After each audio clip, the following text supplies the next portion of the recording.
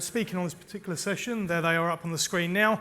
Please give a very warm welcome to Lucy, Ted and Bhavin.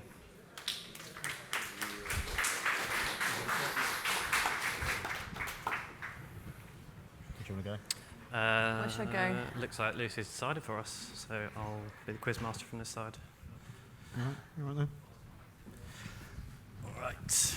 No turn. Well, good afternoon, everyone. Thank you very much for sticking with us for this final session of the day, the one that's just holding us back from drinks. I'm sure we're very excited about that. So I will be your moderator. I'm Ted Hall. I am a senior associate analyst for Ofcom.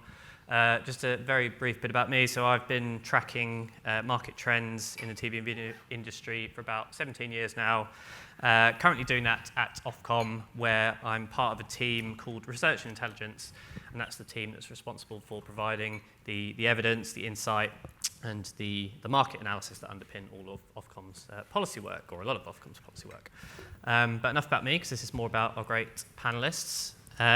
So we have, well, I'll let them introduce themselves properly in a minute, but fantastic to have Lucy Bristowe from Sky Media and Bhavin Balvantrai, or Bav, from Omnicom Media Group. I'll just try to set the scene a little bit. Really interesting insights that we've had in this sort of mini session so far, and try and tie some of that together.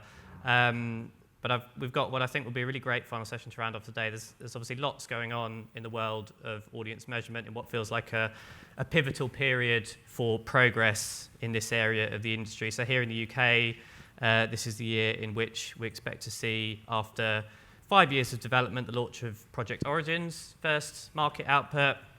And news emerged last week that the project will be supported by £52 million worth of funding this year, so no small investment. Meanwhile, as we heard earlier, we've got the broadcaster-backed C-Flight, which is delivering trusted cross-platform measurement for TV and BVOD advertising. And we've seen the major streaming players start to integrate into the UK's TV advertising ecosystem, first joining Barb back in 2022, and last month joining Thinkbox as well. There's also lots of exciting innovation to observe in other markets around the world, all of which makes this a really fascinating time for cross-platform audience measurement that I know our two panelists can share some great insight on. So let's introduce them then. If we can just start with some quick intros. So please, yes, tell us a bit about your current role with your respective organisations, and your work and expertise in media measurement. So Lucy, start with you. Thank you, Ted. I'll try and be brief. So hello, everyone. Good to see you. Thanks for sticking with us. Long day. So I look after all the audience insight, measurement and research for Sky Media. And basically that means looking at our data. We have a 4 million household panel that we use to inform all of our measurement, whether that's cross-platform measurement across all our platforms and devices. And that includes our partner channels as well, by the way. So My5, for example, as Zach talked about earlier, anything that's viewed on our platform we can see coming back on the panel. So we use the richness of that data to inform our measurement, and we can maybe touch on that a bit later. C-Flight was a great example of where we started to look at cross-platform measurement, utilising the best of panel and data, which I think we'll come on to in terms of hybrid. So I sit on the BAR board as well. Great presentation, thank you, Luca, earlier. So we help to inform and represent the broadcasters in terms of best practice and any of the measurement coming through the BARB service there. And then I also look after our effectiveness program. So at Sky, we run quite a significant research effectiveness program for our advertisers, and that includes all our platforms. So AdSmart, for example, we do a lot in the world of brand innovation, brand evaluation, and outcomes measurement for TV. So we're using a lot of innovation, a lot of people that are here today. We talk to a lot of providers, vendors around the latest insight and innovation we can bring to our measurement for advertisers and clients, and work closely with Bav. You do, because I'm also on the BAR board. So I'm Bhavin Balvantrai, Bav. I'm Chief Market Analyst at Omnicom Media Group.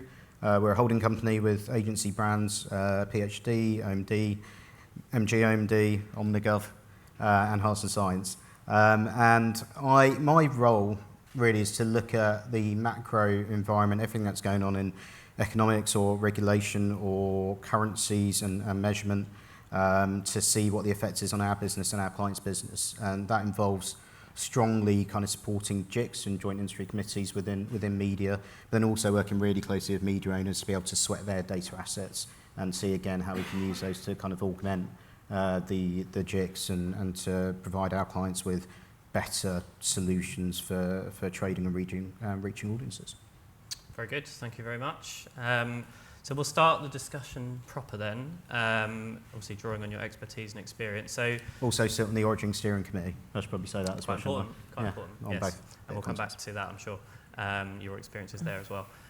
So yeah, we'll talk sort of a little bit big picture. We'll talk a bit about where you feel we are on the journey to cross-platform measurement. So I think for the sake of that, we'll define it, although maybe you'll disagree, we'll define that as a unified view of total deduplicated reach and frequency using a truly comparable methodology. It's a mouthful. Yes, a bit. I thought you were going to finish now. Yeah. So Lucy, we'll come to you first. So can you tell us a bit about where you think we are on this here in the UK, as well as in other markets where you've observed any particularly notable developments? Yeah, it's interesting. I actually think, we spend a lot of time talking about, the Holy Grail, no one's cracked it. But I actually think we're really close, or we have actually cracked it. There's been a load of innovation globally. We've seen it in the US, we've seen it in the UK. Seaflight is a brilliant example of that. But we also see it in other countries as well. So Finland, I know, have a really good example of where they've brought census data into panel data, and they've just got on and they've come up with a really good innovative way of looking at cross-platform deduplicated reach. And Spain, there's some great work going on there as well. If any of you have heard of a company called Conadrac, they're working really closely with Kantar. And in all of these examples, you see hybrid measurement coming through. So there's a discussion earlier about, it's all about data. It's not all about just the data. You have to have that panel integration as well. And you have to have really good quality data. It's not just about let's chuck in all the data that we can find. And if you talk to Nigel Wally, he's got a really good view on this. It has to be quality data that's going through the measurement. So the point is, there's a load of great work going on. We've got all the ingredients. We've got the data scientists, fantastic data scientists, in all of our organisations now. We've got the innovation, we've got the tech, we've got the systems, we've got the plumbing. It's just, let's get on and do stuff. And there are really great examples coming through. So I don't think we're very far from... And we can debate, can't we? Does it have to be a one-size-fits-all solution? Probably not. All markets are different. There are different political dynamics going on in each of our territories, different sources, different inputs. So I think we're really close. Maybe the debate needs to be more about, someone was talking about it earlier, the quality of the inputs, the standard of the data going into these systems, and maybe we need more unification on how we're defining that. But in terms of the innovation, the cross-platform, deduplication stuff, it's there, in my view. We'll stay with you. I mean, I think that's, you raised some of the debate points there, and I think we'll dig into some more of those a bit later in the session. But I just want to stick with you for a moment and just ask you a bit about your wider view of what's happening with Sky. It's, of course, a business that's operating across several European markets. So what's your observations of what the cross-platform measurement landscape looks like in Italy and Germany, so two other big European markets compared to the UK? Do they have trusted and reliable joint industry currencies in the way that the UK does? Yeah, and obviously not all markets have a JIC as we know it in the UK. We're very fortunate to have Barb as our JIC, and that does give us the trusted, authentic data that we all need in our organisations, whether we're buying media or selling media. It's a great model, and we can talk about the US model that doesn't have a JIC, and they've got all the issues that they have had with Nielsen and all the different methodologies that are springing up all over the place. In the end, it is more cost-efficient way of measuring stuff is through the JIC. It keeps the cost down for everyone, and we get a really good service. So Barb is a great example. In Italy and Germany, they also have really good JIC currencies, so AGF and Aldatel. similar to Barb in a way, but I guess at different stages on the cross-measurement journey, but also making great progress with the likes of Nielsen, Kantar, and so on, and trying to ingest that data that we talked about. So I think all of these markets are going a hybrid way. You know, no one is sitting there thinking it's only about panel. The future is all about the panel. It's not, and I think we all agree on that when it comes to measuring addressable advertising, etc. You can't rely on the panel anymore. So yes, there is innovation, and Italy and Germany are also good examples of where that's happening through the JIC. Good. I mean, it's a good segue just to your previous comment about the two worlds colliding. So we'll come to you on that, Bav. So what do you think about where we are on the cross-platform measurement journey, particularly from this methodological point of view? So how can the two worlds of TV and online measurement come together to deliver what everybody wants? Yeah, it's funny, isn't it? Because you say two worlds, and we are kind of conflating two very different worlds historically. So you've got above-the-line media, and not just in video, kind of more broadly than that. You've got above-the-line media that tends to come from this panel-based world where you tend to measure reach and frequency of audience. They get demographic measurement within there, and most of the time with ads, but there's still a lot of areas like radio and print where we don't see the ads in a lot of countries. And then you've got the digital world, which isn't panel-based. And as soon as you kind of get to this world where it's not panel-based, and you're looking at performance metrics, you're using kind of clients' real actual data there. And I think that's where there's a bit of a mindset shift for clients. And then when you're trying to smash those two worlds, well, not smash, when you're trying to bring those two worlds together in a nice kind of friendly manner, you're in a situation where you almost have to create a new set of norms. So that's when conversations and discussions happen about how does equivalence look in that world, because there's not an agreed JIC level of equivalence there. Who gets to see what in a JIC world, and in a world like Barb, everyone gets to see everything because it's all measured by a panel.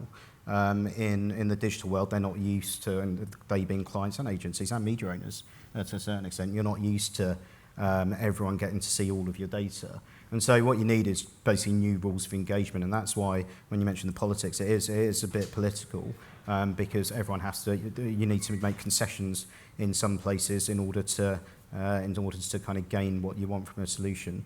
But really the key is just collaboration, as you say. We're kind of there from a methodological point of view. We're there from a lot of the pipes and everything's there. It just needs everyone to come together and agree kind of on rules of engagement in order to get to this one place, if we do need one solution as well. What I just wanted to ask a bit more about the online side specifically, and any concerns we had there about the post-cookie world. We hear a bit about the depreciation of cookies. So an internet where tracking of web browser cookies is no longer supported. So does a rise in consumer demand from your point of view for data privacy negatively impact the accuracy of online measurement? And if so, how do you think we can address this? Yeah, I mean, so the cookie-based attributed web obviously gets less and less effective the closer we get to full deprecation, and we're seeing a decline in effectiveness across digital platforms when we look at cookies and trading on cookies.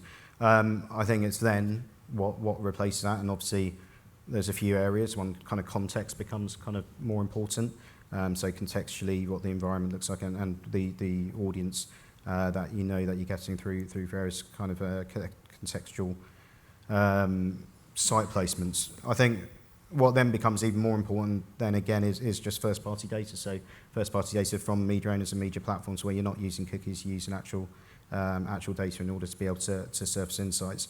And I think it's fair to say that most industry solutions being built now are by their very nature privacy first in order to help satisfy those concerns. And I just think moving forward, we will naturally see through things like regulation a movement into areas like privacy safe, kind of more broad industry measurement away from perhaps kind of networked cookie buys.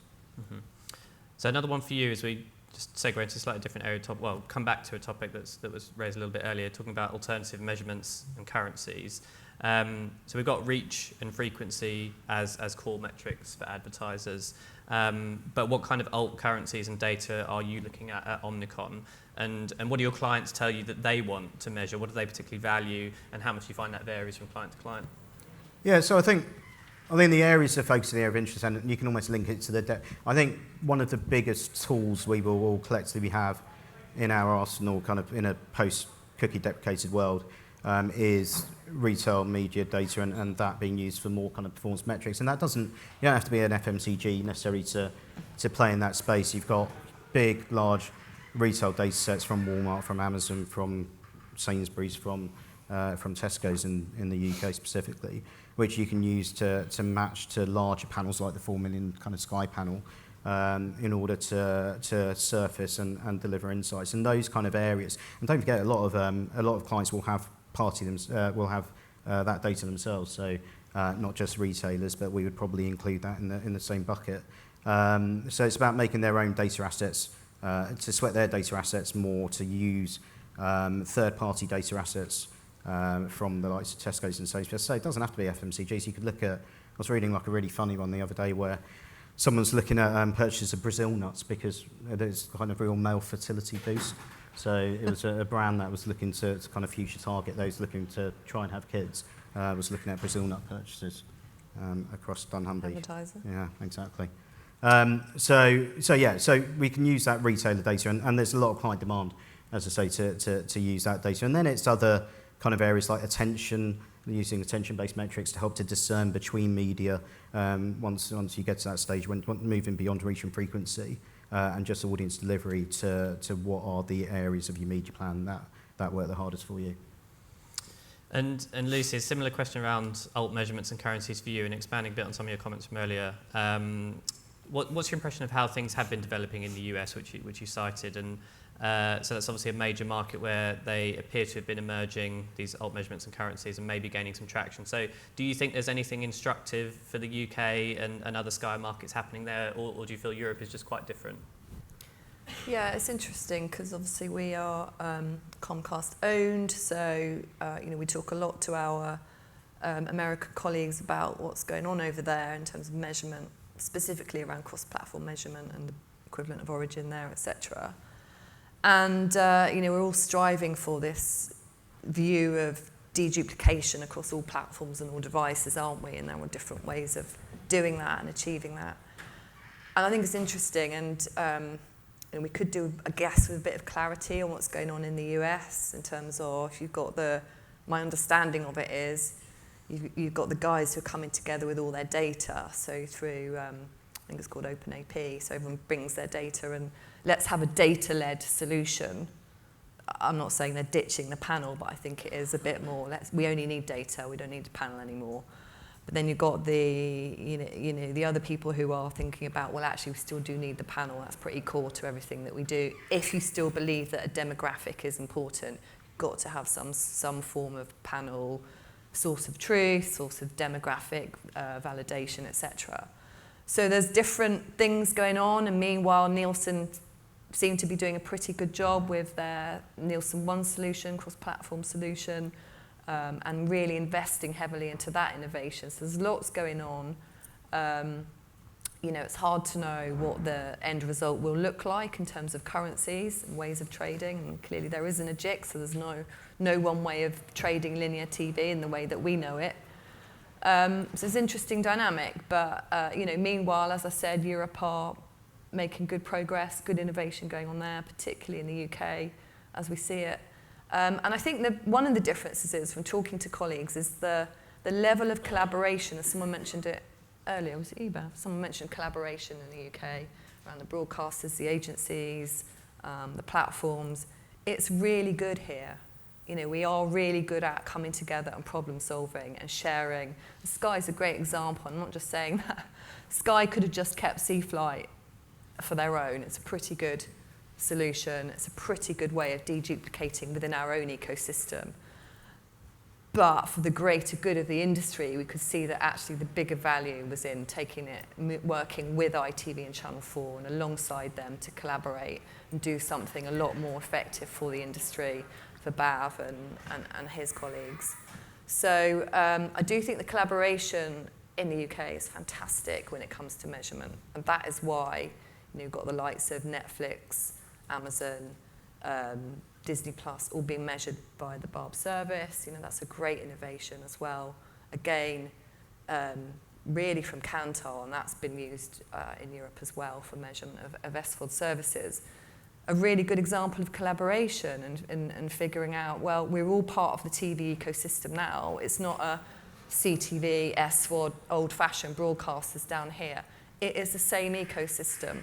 The viewer doesn't care, really, where they're getting their content from. So why should we? And therefore, we come together to problem solve and come up with unified measurement solutions across all AV. It shouldn't be siloed, and hopefully that is changing in this country. Let's talk a bit more about the streamers, because that's what I wanted to come on to. And yeah, a couple more questions from your perspective, about how the BARB measurement of SVOD viewing works. Does it, it seems to tell us quite a lot, or perhaps you can tell us, what does it tell us and what doesn't it tell us? Are there still some gaps compared to measurement of other types of viewing from BARB? Yeah, and I can comment on that, and Luca kick me under the virtual table if I'm saying something wrong. But yeah, it's fantastic, and I know that the broadcasters and the users of the data are getting great value out of it. I know BBC, friends at BBC, using it all the time to understand what's going on with the streamers, who's viewing what. So it's a really good, I guess, holistic view of total, as you saw there from Luca's slide earlier. Total viewing in the home, whether that's on the TV set or on our other devices, you can see it's over 4 hours, whatever it is, viewing to video content. And the detail within that is so granular, so by program, by day part, by minute, I mean, you can really go to town with this stuff. The bit that's missing, obviously, is the view on commercials. And by the way, you can also deduplicate the platform viewing. So we know, for example, broadcasters covering 90% of all viewing. So the streamers, I think roughly 6% is unique. So therefore, only 6% of viewing is only to a streaming service like Netflix. Pretty much all viewing is already covered. And that has implications for advertising when you're thinking about planning and buying as well. So the bit we're missing is a view of commercials within all that, great view of content. We're making progress with that, and obviously conversations between BARB and the streamers about how can we bring commercials into that holistic measurement. And so obviously the recent development here as well was the streamers joining ThinkBox. Again, another step in their evolution into the UK TV measurement and advertising ecosystem. It was perhaps unexpected, it maybe got some people off guard. Were you surprised by this, or what's your take on it? ThinkBox was that? Yes. Yeah, and the Prime, the announcement that Amazon were joining ThinkBox as a associate member. Associate member, that's it, thank you. And also Vivo at the same time. That seemed to get lost in the... Anyone here from Vivo? That seemed to get lost in the press release, but good to see that Vivo are there as well. Yes and no. I mean, Sky, they're partners of ours. We carry the streamers on the Sky platform, so we already work closely with those guys.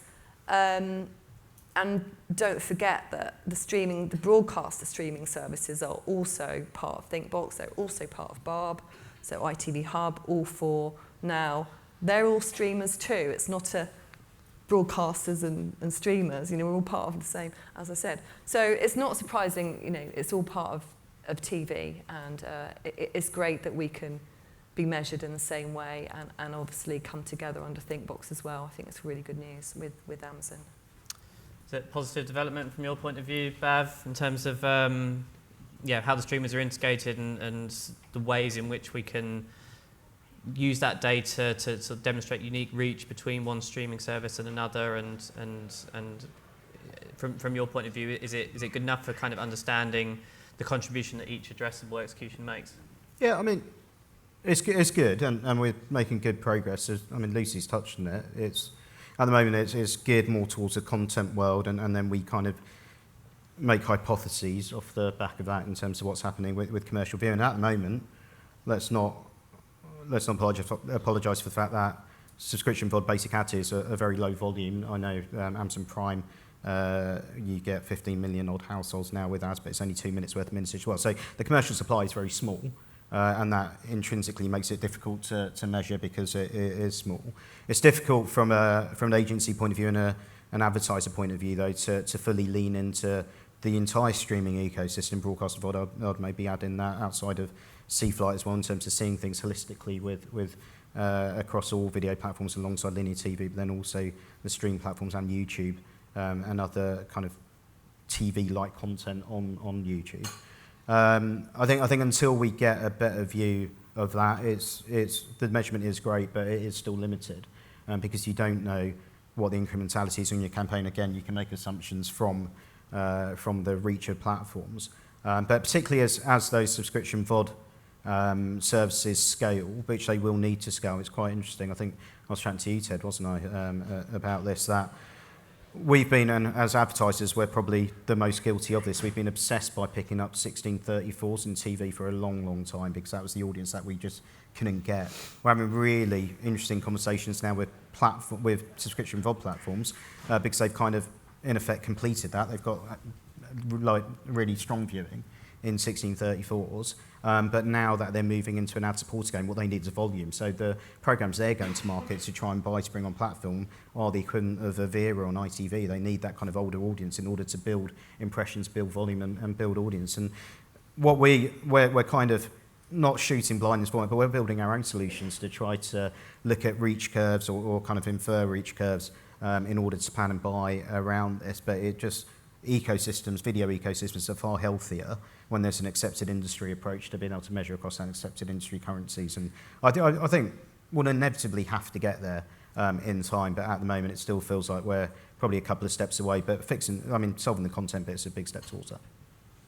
Lucy, let's talk a bit about some of Sky's proprietary measurement tools, the set-top box and the return path data that it offers, and of course the addressable advertising opportunities that offers by AdSmart. So is this data, when you look at that, is it at odds from what you see on the bar panel? Does it pose any inconsistency challenges? It's a good question. And actually it gives you a lot of comfort when you look at, it's interesting, isn't it? Because we can talk a lot about panel measurement and it's 5,000 homes or it's 7,000 homes and the flaws within that. But actually a really well managed panel, no matter what size, as long as it's got really good rim weighting, let's say, around it, or really good governance and checks and balances and frameworks, can be a fantastic tool for measurement, for currency measurement. And I say that because when we look at what's going on the Sky panel, for example, 4 million homes, it pretty much reflects really well what's going on the bar panel. So for me, that's a really good indication of the fact that the bar panel works really well because we see on 4 million homes, it does reflect. I guess the point within that is that that's at a total level. When you get down to really small, really niche channels or really niche day parts, and when you don't have that many people watching on the panel, then you see something a little bit different on the bigger data. But in terms of a sort of overall observation, it reflects it quite well. I think that obviously the benefits of the bigger data set is when you start getting into addressability, and we trade AdSmart, for example, on the larger panel set because we're trading thousands of different segments and attributes, so you just can't do that. So there are benefits of both approaches, and ideally we want to be able to combine them both to get the best possible holistic measurement that you can get, that gives you both volume and accuracy as well by audience. And looking beyond the traditional set-top box, which I think we all sort of accept will not be around forever, there's quite a lot to talk about that today in the context of connected TV and smart TVs, etc. So what does measurement on Sky's newer wave of IP products look like? So do you get better, worse, or the same data from the Sky Glass Smart TV and the Sky Stream Puck? Yeah, good question. It looks exactly the same when the data comes back. There's no difference in terms of the granularity, the information about the household, for example, is exactly the same on the IP data over IP as it is on set-top box. So that's good from our point of view. Coming fairly close to time, I've got one more question for each of you, or in fact probably for you particularly, Bav, and then we'll come to sort of final thoughts. But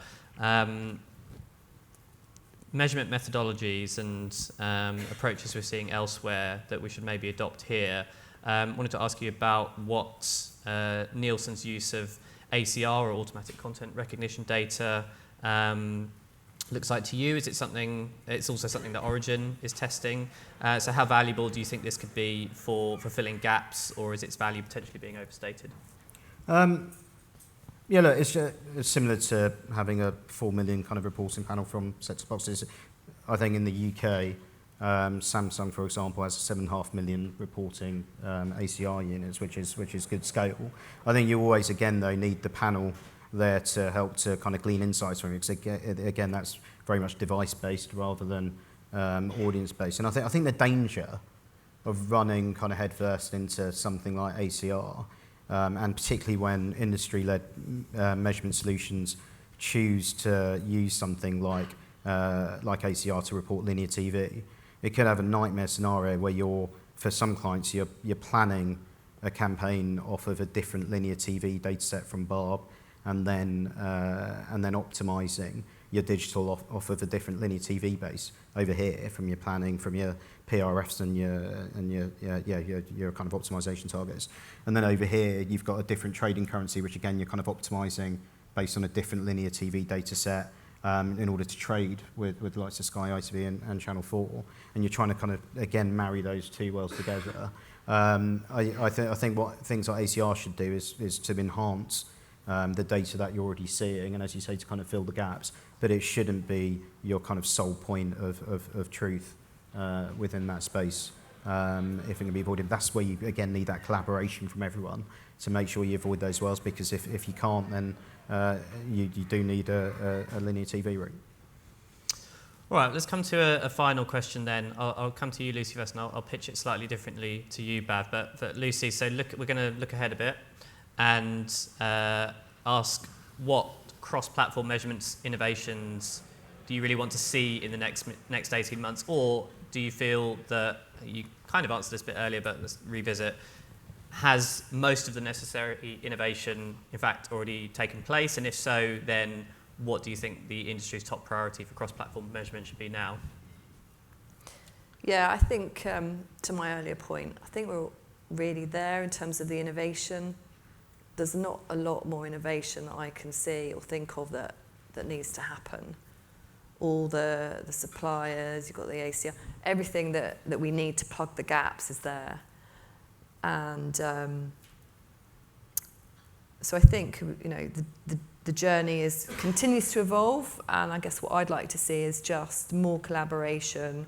Be really interesting, really exciting to see where C-Flight goes with Barb. There's a lot of interest there, and clearly, you know, now it's within the Barb framework. That means that the likes of BAV have a really good, clear path to have input into that. And the agencies can say, actually, we'd like to see this in C-Flight. Have you thought about putting short-form video in there, please? Because that's what our clients are asking for. So more of that, really, more open conversation, collaboration clearly is going to have to be priorities, because there's only so much funding and all the rest of it, time, resource, we need all of that to create this stuff. But just better conversations, I think, and clearer conversations about what we need. And also, I'd like to see us spend less time, waste less time on talking about stuff. If we think a technique or a solution is not going to work or be helpful, let's not waste time going there, innovate, you know, investing and move forward. So, yeah.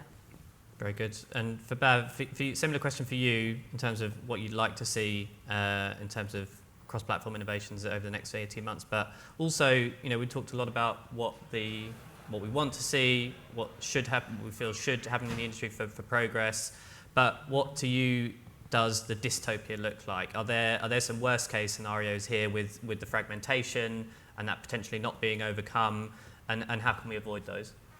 Yeah, I mean, look, so the ideal for the next 18 months or so is just, you could probably sum up in 3 words, which is measure the ads. I think we just need to, we're kind of solving more and more of the content problem, the time spent on platform problem, but the closer we can get to measurement of ads across as wide an ecosystem as possible, the better. I think that dystopian bit for me is just having multiple currencies in multiple places, and maybe you can live in a world where the two don't coexist. I think the last thing that we all need to kind of collaborate on, but I've got a feeling it's going to be more a client by client kind of conversation in terms of what it means to them. Do they need to see all video together, social plus kind of long form broadcast and performance, or are they happy that fit for TV content kind of looks here, or light TV content sits in one bucket, and perhaps something like Facebook and the rest, and Amazon kind of sit in Amazon Search sit in another bucket, and I think that might just be a very individual conversation. But what we don't want is multiple sources of the same, like multiple truths for the same kind of data source event, isn't it?